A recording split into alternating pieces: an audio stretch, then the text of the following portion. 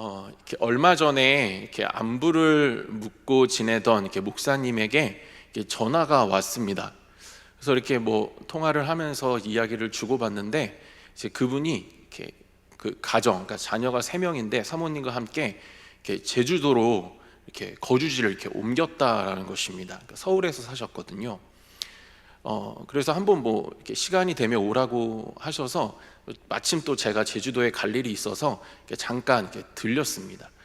그런데 이제 그분께서 어떤 사역을 그 가운데 시작하셨냐면, 그러니까 제가 신기하게도 이렇게 첫 번째, 그러니까 제가 전도사로 있었던 교회의 어떤 목사님과 이분이 이렇게 서로 같이 이렇게 연합 사역을 그 가운데 시작하신 겁니다.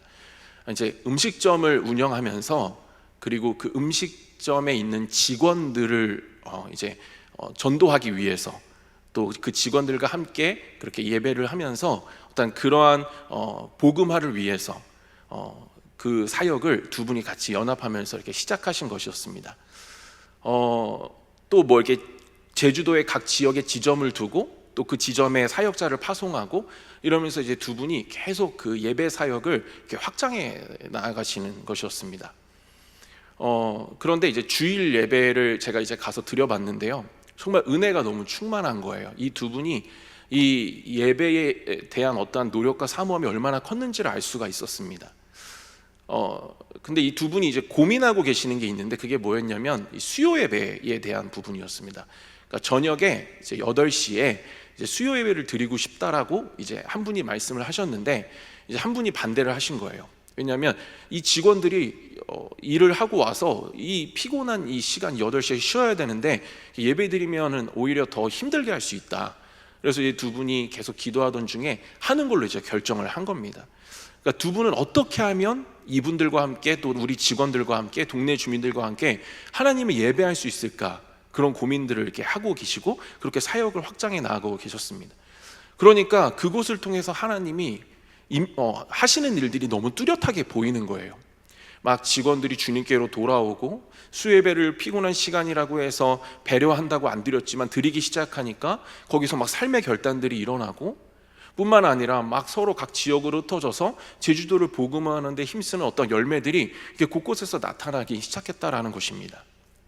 그런데 제가 이제 가서도 얘기를 듣고 또 계속 지금도 교제하면서 말씀을 들으면서 느끼는 것은 무엇이냐면 하나님께서는 그 예배하는 곳에 임재하셔서 그곳에서 일하신다라는 것입니다.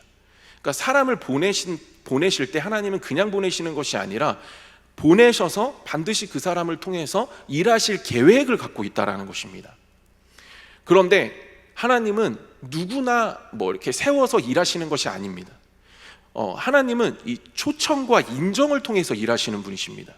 그러니까 성경을 전체적으로 쭉 보시면 아시겠지만 공통적으로 나타나는 어떤 하나님의 일하심이 있는데 그 공통적으로 나타나는 어떤 특징이 있는데 그 전에 뭐가 있냐면 이 초청과 인정이 있습니다.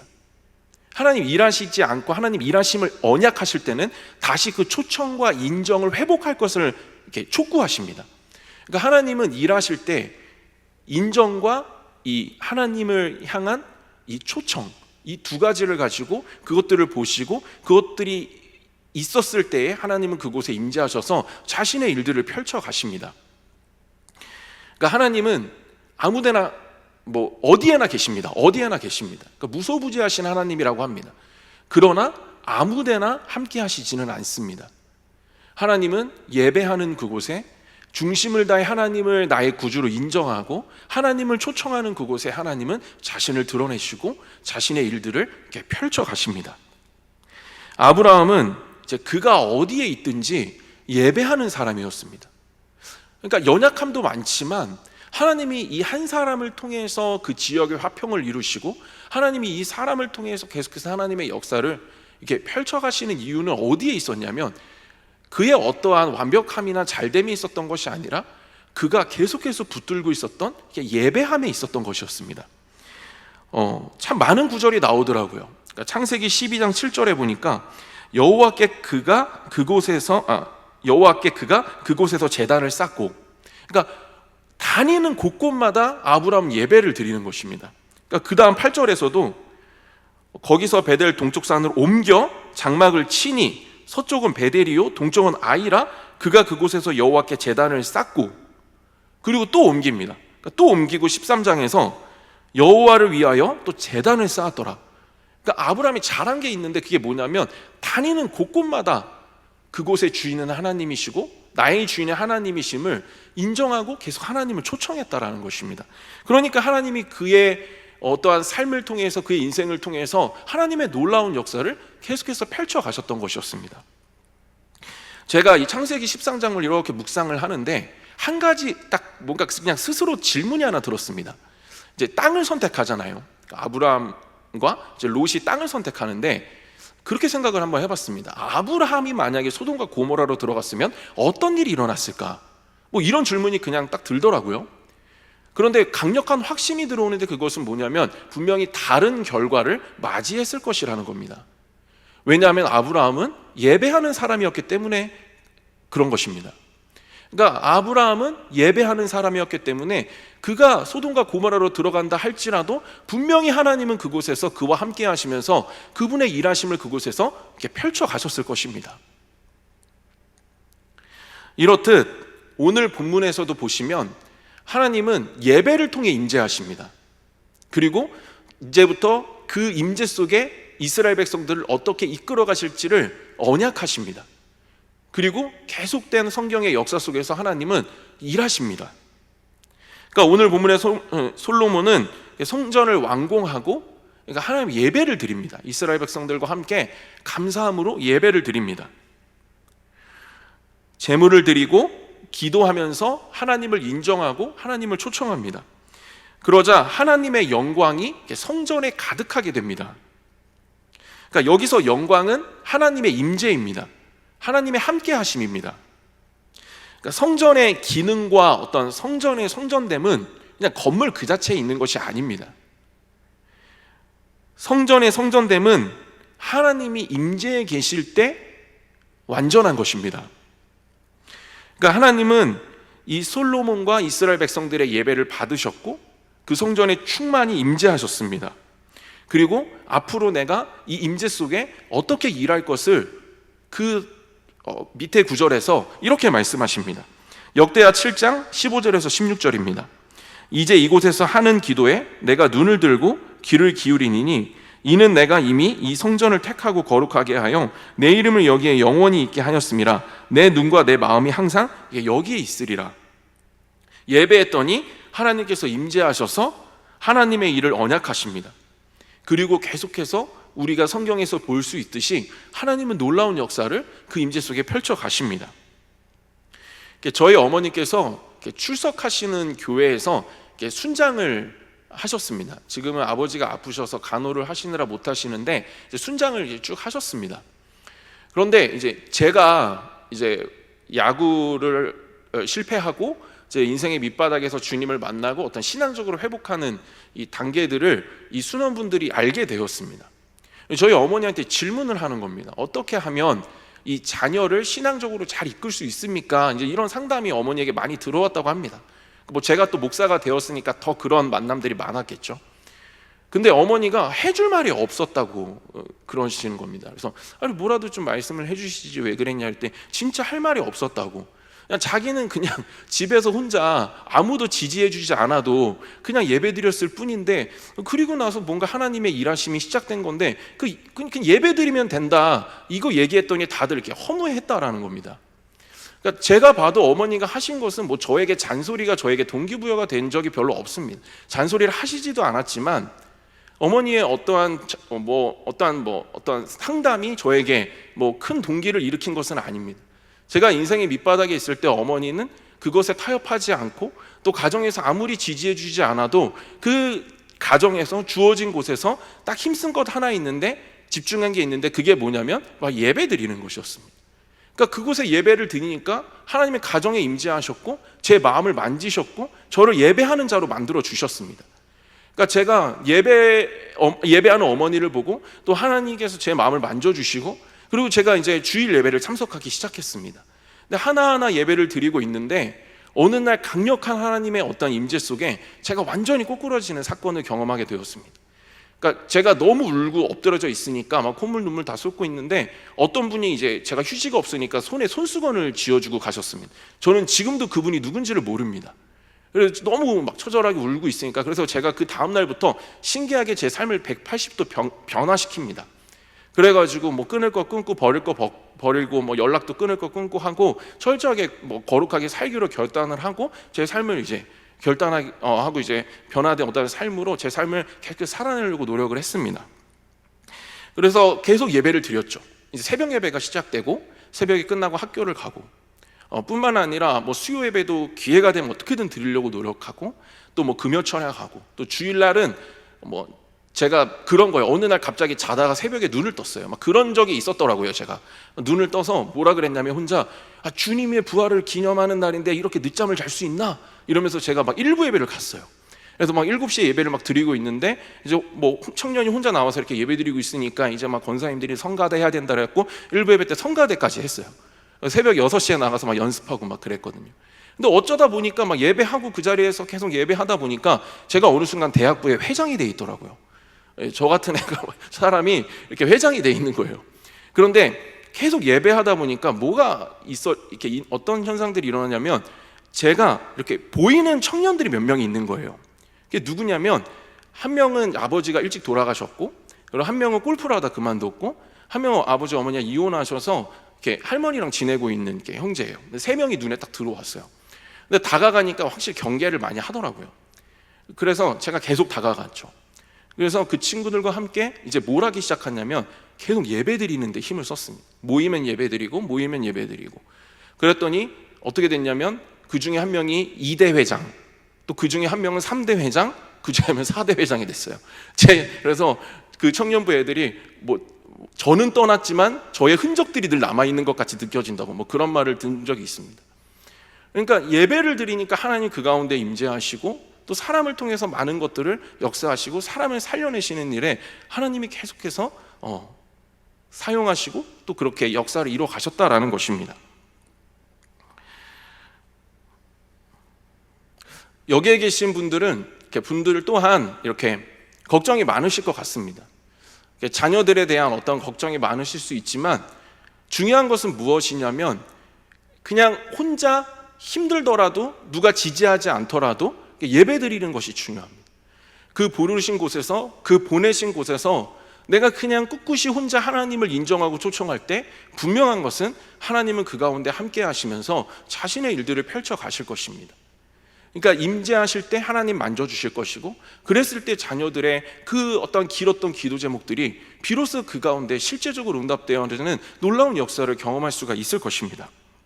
저는 온라인 예배를 드리는 이 시기가 한편으로는 너무나도 어떤 좋은 또 기회라고 생각을 합니다. 너무 아쉬움도 있지만 한편으로는 각 가정마다 그 온라인 예배가 드려질 때 그 가운데 그 가정의 예배가 습관화되는 좋은 기회라고도 생각을 합니다. 그래서 그 가정에 온라인 예배를 드리면서 예배가 자리 잡는 것입니다. 주일의 예배가 평일의 예배로 이어지고, 그래서 예배에 어색했던 것들이 또 온라인 예배를 통해서 그 어색함이 벗어지고, 그래서 가족들이 한 자리에 모여서 그 예배를 이어갈 수 있는 아주 좋은 기회라고 생각을 합니다. 자녀가 어리면 너무 힘듭니다. 타협할 수밖에 없습니다. 저도 그랬습니다. 예배 드리자 하면요, 제가 굉장한 형식과 방식에 갇혀 있었습니다. 그러니까 아이들에게 날마다 형식을 강조하는 겁니다. 찬송가 몇 장, 뭐 성경 뭐 한 장 읽어봐, 뭐 이러면서 기도하자, 형식에 갇혀. 근데 아이들은 그런 형식에 갇힌 예배를 별로 들어가고 싶지 않았습니다. 그래서 막 혼자 막 자기가 어디서 마이크 막 들고 와가지고 자기는 찬양 인도자 뭐 전도사라고 하고, 또 갑자기 뭐 둘째는 나와서 자기는 말씀을 전하겠다고 하고, 근데 뭐 말씀을 제대로 전하겠습니까 아이들이? 그러니까 저는 답답한 거예요. 이게 제 마음대로 제 흐름대로 예배가 가지가 않으니까 계속 아이들을 다그치는 거예요. 그러니까 예배를 드리고 났는데 은혜가 남는 것이 아니라 분노가 남는 거예요. 근데 어느 날 기도를 하는데 하나님께서 형식과 방식에 갇히지 않았으면 좋겠다, 이런 그냥 중심을 보시는 하나님을 제가 깨닫게 됐어요. 그래서 아이들에게 넌 그냥 찬양해라, 너 설교해라, 기쁜 거예요. 그렇게 그냥 예배를 드리는 겁니다. 그러니까 자녀들에게 맞는 예배를 드리게 되는. 근데 이것 또한 예배를 드리기 시작했으니까 가능했던 것이겠죠, 깨달음으로. 그러니까 가정에서 예배를 드릴 때 나는 상황이 이래 이렇게 타협하지 않고 예배를 시작할 때 분명한 것은 하나님께서 그 예배를 받으시고 그 가운데 충만하게 임재하셔서 자신의 일들을 펼쳐 가실 것이라는 것입니다. 제가 본문을 보는데 너무 감사한 생각이 들었습니다. 2절에 보시면 하나님의 영광이 너무나도 커서 유일하게 접근이 허락된 제사장들조차도 가까이 하지 못하게 되었습니다. 그런데 왜 감사한 마음이 들었냐면 지금은 뭔가 멀리서 하나님을 경험하는 시대가 아니기 때문입니다. 그러니까 지금은 어떻게 해요? 이때는 예배드리면 임재 속에 그게 너무 두려워서 가까이 하지 못하시지만 지금은 어떻습니까?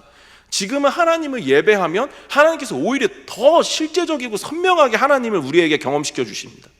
우리를 더 깊이 있게 만나 주십니다. 이게 우리의 삶의 특권으로 예수 그리스도로 인해서 그 휘장이 찢어지고 이것이 우리에게 특권으로 다가온 것입니다.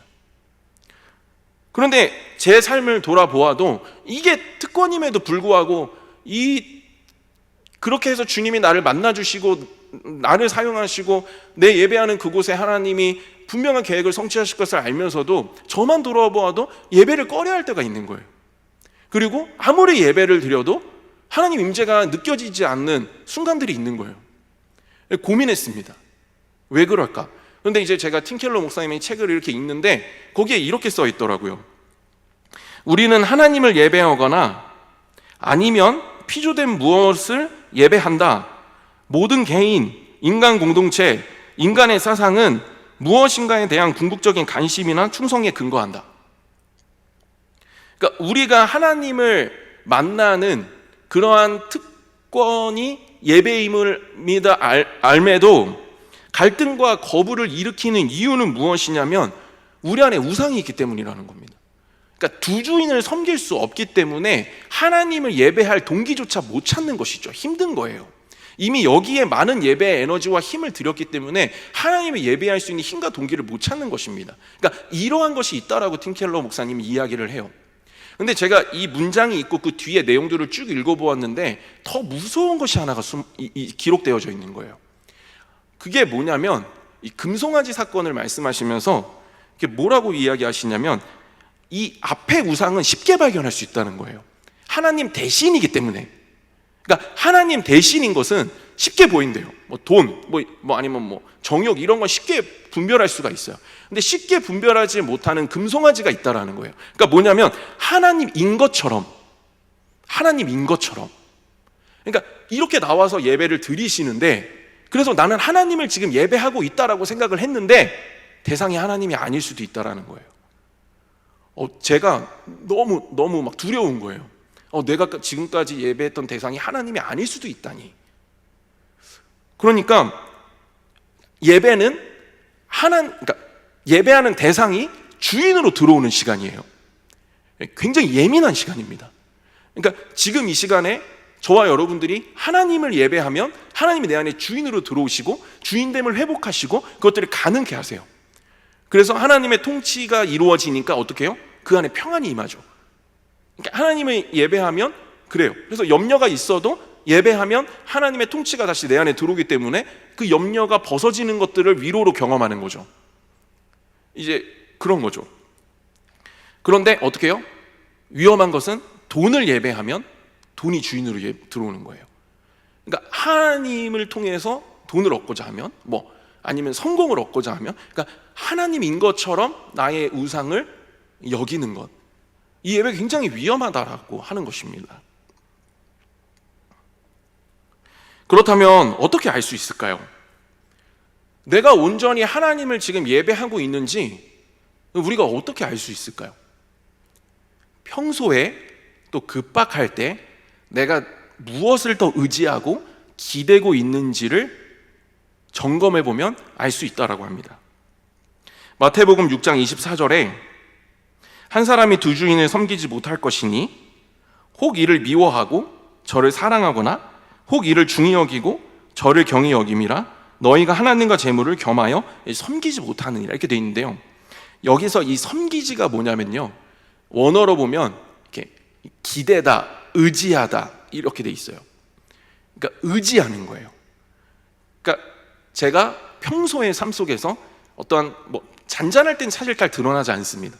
어떤 급박한 일에 딱 부딪혔을 때 제가 돈을 더 의지한다던가, 그러면 제가 평소에 돈을 예배하고 있었을 가능성이 많이 높아요. 그러니까 그렇다라는 것이죠. 결국엔 우리가 평소에 무엇을 의지하고 무엇을 생각하고 무엇을 기대고 있는가, 그것을 통해서 우리가 예배의 대상을 점검해 볼 수 있다라는 것입니다. 그래서 우리는 저 또한 마찬가지로 계속해서 날마다 스스로 질문해야 되는 것이죠. 나는 진정으로 예배 가운데 하나님 한 분만을 주인으로 소망하고 있는가? 하나님을 내가 이루고 싶은 무언가로 결정지으면서 스스로 속이고 있지는 않은가? 계속해서 이 스스로의 질문 속에 내 안에 숨겨져 있던 것들을 발견하고 그것 또한 하나님께 맡겨드리면서 그렇게 온전히 하나님을 이렇게 모시는, 그래서 하나님 한 분만을 내 안에 주인으로 모시는 그러한 삶으로 이렇게 나아가야 된다는 것입니다. 이러한 점검 속에 하나님 한 분만을 주인으로 소망하고 바랄 때 하나님은 우리 안에 주인으로 들어오십니다. 그곳에 임재하십니다. 그리고 자신의 일들을 펼쳐 가실 것입니다. 그리고 이러한 참된 예배는 계속해서 우리를 예배의 선순환으로 초청합니다. 오늘 말씀 3절에 예배의 기쁨이 또 예배를 드리는 기쁨으로 이어지고 있습니다. 1절에서 예배 드리고 하나님 임재하시니까 그 임재와 영광을 보고 3절에 어떻게 합니까? 그 기쁨을 이기지 못해서 엎드려서 다들 또 하나님을 예배하기 시작합니다. 예배의 선순환이시죠. 그러니까 참된 대상을 모시고 그분 앞에 예배를 드려서 그분을 경험하면 또 그분 앞에 엎드려지게 되어지는 것이 성경의 원리라는 것입니다. 감사하게도 저희는 멀리서 경험하는 하나님이 아닙니다. 지금은 이 멀리서 봤음에도 불구하고 이렇게 엎드리지 않습니까? 근데 저희는 삶 속에서 또 이 마음 속에서 하나님을 너무나도 깊이 있고 실제적이고 선명하게 경험할 수가 있습니다. 그렇다면 이 기쁨과 이 감사함의 크기가 우리의 삶에 더 크게 자리 잡을 수 있다는 것이죠. 그것은 우상을 없애고 또 우상에게 속지 않을 때 가능한 것입니다. 저는 저와 여러분 모두가 하나님 한 분만을 온전히 예배하심으로 말미암아 정말 그분의 주인됨 속에 그분의 임재와 일하심을 경험하는 축복이 저와 여러분들의 삶에 가득하기를 주님의 이름으로 축복드립니다. 말씀을 마무리하겠습니다. 이제 코로나 시대에 더 이상 코로나 눈치만을 보고 있을 수는 없습니다. 이제 우리는 순례자로서 속한 그 자리로 들어가야 됩니다. 그리고 거기서 일해야 합니다. 하나님의 일이 나를 통해서 이루어질 수 있도록 우리는 준비되어져야 합니다. 어떻게 가능할까요? 그곳에서 내가 누구도 지지하지 않더라도 누구와 조롱할지라도 하나님을 예배하는 그 중심을 지켜낸다라고 한다면 분명한 것은 하나님은 타협하지 않으시는 분이시기 때문에 분명한 것은 그곳에 임재하셔서 예배하는 나를 통해 비전과 꿈으로 충만하게 채우셔서 그곳에 하나님의 일들을 펼쳐가시기 시작하실 것입니다. 이제 추석이 다가오고 있습니다. 예배의 습관이 지금부터 우리 가운데 있어야 합니다. 그래서 전도해야 되는 대상이 있지 않습니까? 그러면 가서 예배 드리셔야 됩니다. 근데 가면 당장에 되지 않습니다. 그렇기 때문에 지금부터 준비되어져야 합니다. 특별 새벽 기도회 정말 좋은 기회라고 생각합니다. 잘 훈련하시고 잘 준비되어지셔서 정말 그 예배의 습관을 들고 또 추석 때 방문하셔서 또 그곳에 부르신 곳에서 또 예배하고 또 옮기시면 부르신 곳에 또 예배하고, 그래서 정말 시간이 지나고 지났을 때 당장은 보이지 않더라도 그때 예배했던 나 한 사람의 중심을 받으시고 임대하신 하나님을 통해서 정말 그렇게 힘들었던 사람이 주님을 고백하게 되어지는 그런 놀라운 역사를 눈앞에서 목도하시는 저와 여러분 모두 되시기를 주님의 이름으로 축복드립니다. 이 시간 함께 찬양하면서 나아가도록 하겠습니다. 아까 좀 전에 찬양했던 찬양입니다. 부르신 곳에서 함께 찬양하시겠습니다. 따스한 성령님 마음으로 보내 내 몸을 감싸며 주어지는 평안함 만족함을 느끼네. 사랑과 진리에 사랑과 진리에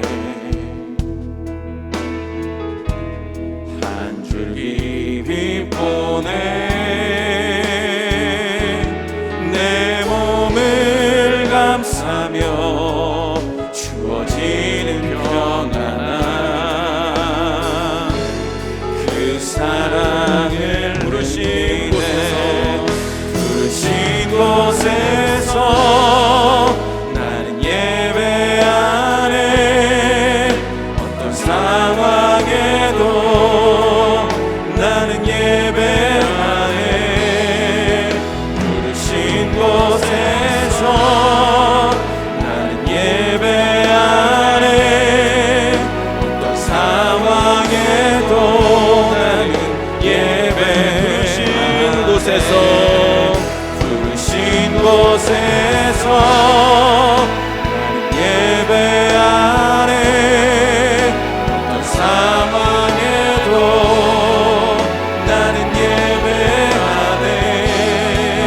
부르신 곳에서 나는 예배하네. 어떤 상황에도 나는 예배하네. 시간 기도하실 때 주님 보내신 곳에서 주님의 목적을 깨닫고 참되게 예배함으로 하나님의 일하심을 여는 통로로 나를 사용하여 주시옵소서. 우상에게 방해받아 헛된 것을 예배하는 것이 아니라 온전히 하나님 한 분만을 예배하는 그러한 중심과 시선이 있는 내가 되게 하여 주시옵소서. 추석 명절을 미리 예배의 습관으로 준비하여서 그곳에서도 자연스럽게 예배가 이어지게 하여 주시고 그곳에 임재하시는 그 하나님의 일하심을 보는 놀라운 축복이 나의 삶에 가득하게 하여 주시옵소서. 이 시간 주님의 이름 부르고 함께 기도하며 나아갑니다.